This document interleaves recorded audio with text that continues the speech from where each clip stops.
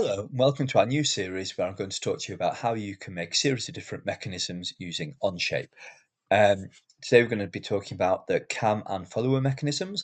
Now there's lots of different types of these, from the pear-shaped mechanism like on the screen at the minute, to the heart shape, to the eccentric, concentric, and we might do a few of those in the coming weeks, but today we're just going to be focusing on the concentric pear mechanism, which works like that. So we've got three elements here. We've got the axle, which is the blue part, we've got the cam, which is the grey part, and we've got the follower, which is the light blue part.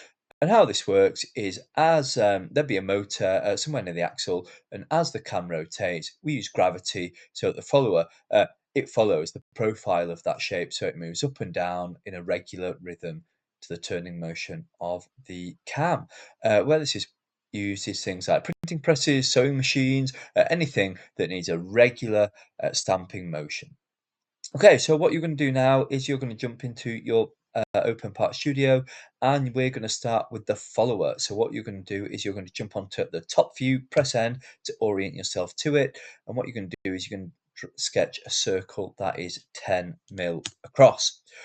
Then you're going to extrude it. It really doesn't matter how far you extrude it. I'm going to do 100, nice round number, and click the tick. And the last thing I'm going to do with this part is that I'm just going to put a fillet on this so it completely domes the base off. So because I've got a diameter of 10 mil, I want my fillet to have a radius of 5. Click the tick and you'll see that that's perfectly round.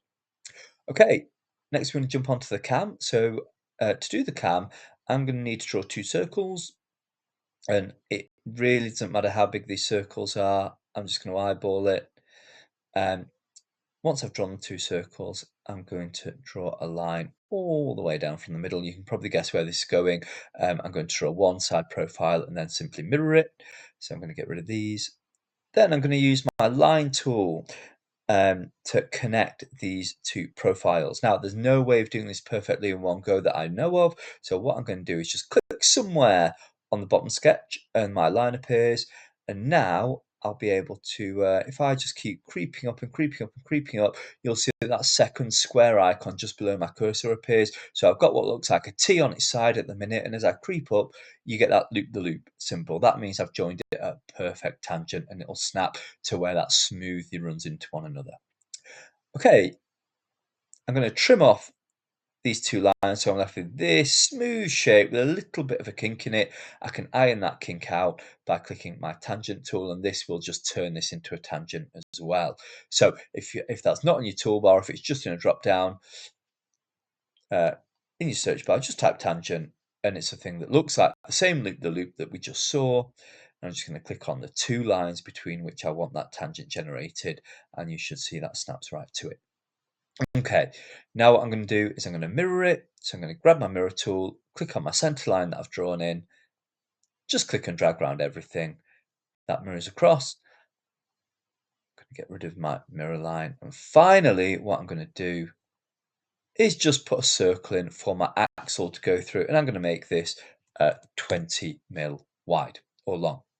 Okay, so that should be what you've got. Once you've done that, you're going to extrude it. And you're going to do this in a certain way. So you're going to extrude it by 20 mil.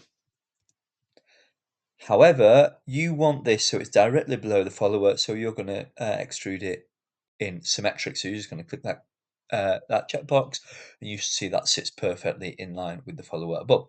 Okay, so we're nearly there. All we need to do now is make our axle. So what I'm going to do now is start a sketch on the back of my follower, and I'm going to click Use Project Convert. So I'm just going to click this line inside here, and that'll enable me to extrude that perfect circle in the perfect position I want. Now, the important thing to remember here, I'm going to do it by 100, is instead of add, you do want it going through the cam, so you want it going that way. You want to make sure that under solid at the top, you've clicked new instead of add. It will try to add it to the existing shape. You just click new, and it will turn a different color, and it will be considered a different part. Okay, the final thing you're going to do in your part studio is you're going to hide part 1 and 2. And what we need to do now is, I'll hide it in a second. We just need a hole, and this is only on Onshape. This isn't in real life, but in order for Onshape to do what we want it to do, we need a hole that goes directly through the middle of this axle, um, that would align with the center point of our follower. So what I need to do is, on my origin, which is where I know I drew my follower, I can do it on the top plane, that's fine. All I need to do is draw a tiny circle. I'm going to do it 5 mil. You can do it smaller. As long as it's not bigger than 10 mil, it really doesn't matter. And then I'm going to extrude it, remove it, so that you've got so you've got a hole going through it. Okay, and now you're ready to jump into your assembly. So click Add, click on Create Assembly, and just wait a minute for it to load. And now, if we insert, you should, and we reshow all the parts, you should be able to import this as a whole. Click the tick. And now we are going to need to take it apart a little bit, but that's going to be all right. What we're going to do first is we're going to grab our axle.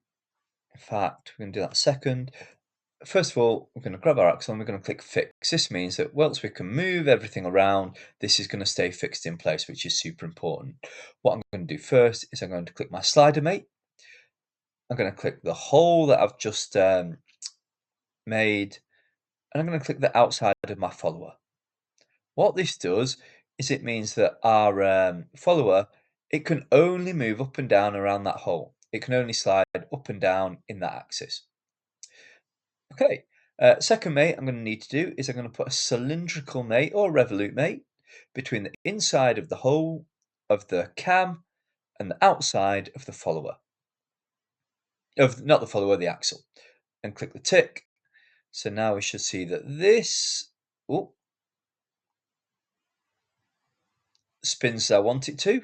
However, what I need to do is just put a planar mate between this end and this surface, so that this basically sticks these two surfaces together. It aligns these two surfaces so that when I turn it, it's fixed in the right place, it's anchored, it's constrained fully. And now the last thing to do, you'll notice that the follower will move up and down independently. The cam will turn around independently. They don't move together, but what I can do for that is I can just put a tangent mate in between this round surface here and the edge of my cam. And what that'll do is that'll stick the surfaces together as I move them independently, and they should move in relation to each other. So that mate is this one here. It's called the tangent mate. It's just the start of the second block of constraints you've got. So if I click on that bottom rounded surface, click on the edge of my cam, and now you should see as we move it, that cam moves up and down based on the profile. The follower moves up and down based on the profile of the cam. Now, I did try and experiment with doing a few more complex shapes for the cam. I did a really complex one, and that didn't work. It didn't like it. It sort of worked a little bit and then glitched out partway through. See what shapes you can do.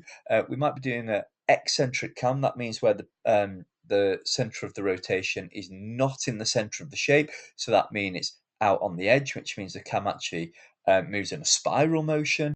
But we'll do that in another video. If you've liked the video and found it useful, please drop a like. If you found anything tricky, just drop a comment and I'll try and sort that out for you. But thanks for watching, folks. I'll see you in the next video.